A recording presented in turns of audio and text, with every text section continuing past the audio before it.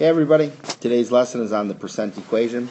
So what we've been talking about lately is when we work with percents, there's kind of a couple ways to do it. Anytime that you're going to do any mathematical process, we usually we take the percents and we're going to change them either into fractions or we're going to change them into decimals. So a lot of times when you're talking about percent and using fractions, fractions go hand in hand with proportions. So one thing that we learned the other day is what we call the percent proportion. Okay, the percent proportion. And what we learned was a lot of those is and of problems. If we're doing the percent proportion, we learned is over of equals percent over 100. All right, and actually when we started doing story problems, we had one other thing where we did part over whole equals percent over 100. All right, there were two different ways that we do this. And what I want to point out here is this. The is always the part, and the of is always the whole. Okay, that's the way that it works. All right, so that's one way to do it. If we're working with percents, we can make them fractions, and fractions go hand in hand with proportions. So that's what we spent some time on. What we're now moving into is, instead of using fractions, what if I change percents into decimals? And so if you're using decimals, then there's a different way to do it. And that's today's lesson, which is what we call the percent equation. Okay, percent equation is still going to have these is and ofs, but it's not going to be in a proportion form. What we say is this. It's going to be is equals percent times our of. We're filling in the numbers, and we're going to write an equation, then we would solve that equation. And when we get to story problems, instead of using is or of, we could also use part equals the percent times the whole. It's always going to be your percent times the total amount of whatever you're talking about.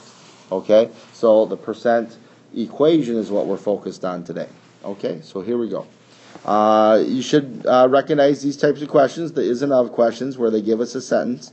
All right? Remembering today that we're going to be using the equation is equals percent times of. Now I know we already know how to do these, do in proportions, but it's just another way to do it. Okay? So example 1, I'll do for you. You guys can do 2 and 3. It says, what number is 16% of 75? Okay? Well, here's what I look for. All right? The number with the percent sign is our percent. Now here's the thing. When I put the 16% into the problem, I don't want to leave it as a percent anymore. What we have to do is anytime that we have a percent, we need to change it to a decimal. Okay, so we practice at 16%, you move the decimal point 2 places, and it becomes 0.16. Okay, remember that the of means times. Okay, then we're going to look for our of. Okay, of is going to come next. Here's the word of. The number that is after the word of is a 75. So 75 goes in place of, which means that I'm looking for the is. Okay, I don't know what the is. But look at this. Now that I have an equation, all right, if I rewrite this, this would be just doing x equals 0.16 times 75. And to solve that, well, all I need to do is that multiplication. 0.16 times 75, which you figure out is x will equal 12. Okay, what number is 16% of 75? Well, 12 is 16% of 25. Okay, go ahead and try example 2, example 3 on your own, and come back and hear the answers. Okay, you should be back. Example 2, what number is 89% of 110?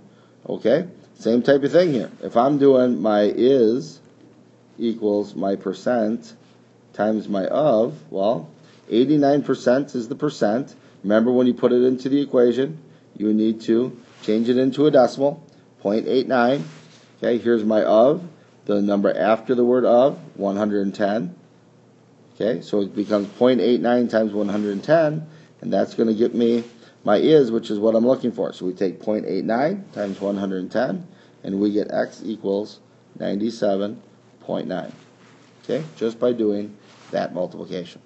Okay, example 3, 60 is what percent of 25? Okay, is equals percent times of. In this case, because it's saying what percent, it means I don't know what the percent is. Okay, so the percent is actually going to be my x. Okay, then I look for my of. Here's the word of. After the word of comes 25, so that's going to be my percent, which I don't know, times 25. That equals my is. So the only number left is the 60 here. The 60 has to be my is. So I end up getting 60 equals x times 25. Now this is where you have to remember how to solve equations. All right? What I want to do is get the x by itself. And since this is x times 25, what I have to do is get rid of the times 25 by dividing by 25. So they slash kill, which means I divide by 25 on the other side. And when I do 60 divided by 25, that gives me 240. Oh, I'm sorry. No, it doesn't. It gives me 2.4 equals x. Now here's the thing. So we figured out that 2.4 is x, but that's not a percent. So here's the trick in this. Anytime that they're asking for a percent, like they are here, we then have to change this decimal into a percent. So you move the decimal point back 2 places to the right, which tells you that this is 240%, which should make sense because 60 is what percent of 25? Well, the 60 is bigger than 25, so of course it's going to be more than 100%. Matter of fact, if you double 25, you get 50, so that means it's going to be more than 200% because it's more than doubled. It's a little bit more, it's 240%. Okay? All right, next one, example 4. A car salesman earns 6.5% commission on every car sold. The salesman sells a car for $21,800. What is the commission? Okay, so on this problem, they're saying this salesman is selling a car for $21,800. He's going to get a little chunk of that. That's what commission is. When people work on commission, it means if they sell something that's worth a lot, like that $21,800, they're going to get a little piece of it. They're going to make a little money off of that. Okay, they don't get it all. Most of it goes to the business. How much of it are they going to make? Well, they're going to make whatever 6.5% of that $21,800 is. So remember what we wrote down in the beginning. Okay, this is always going to be your part equals your whole. I'm sorry, it's part equals your percent times the whole amount. Well, think about this. If we're taking 6.5%, 6.5% of the $21,800. Well, that is the total amount, and we're trying to find out what's his little piece of the pot here. Okay, how much, what partial amount is he going to get? That is the partial amount.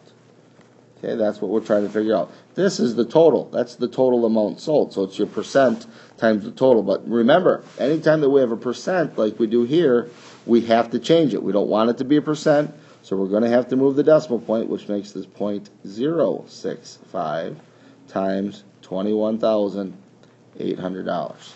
Okay? Multiply that together, and 0.065 times $21,800. How much is he going to make? How much is he going to take home for selling this car? He's going to get $1,417 worth of that money. All right? So a decent little chunk of change for him. All right. Last problem. All right, try this one on your own. It says your friend paid $9 for a movie ticket.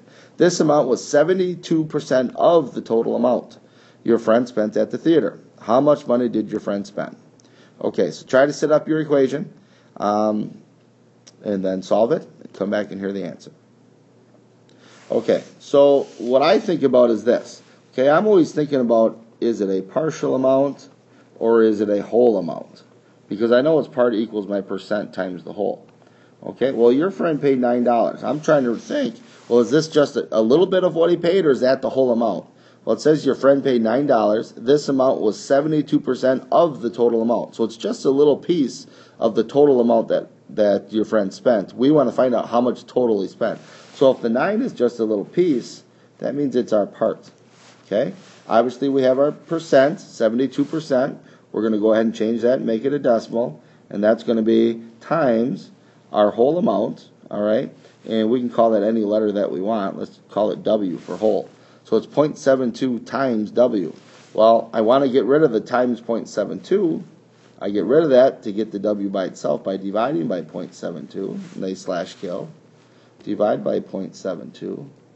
And so what I end up getting when I do 9 divided by 0.72 is we end up getting 12.5, which in terms of money means that they spent a total of $12.50. So if you bought a ticket for $9, that means you spent another $3.50 on something.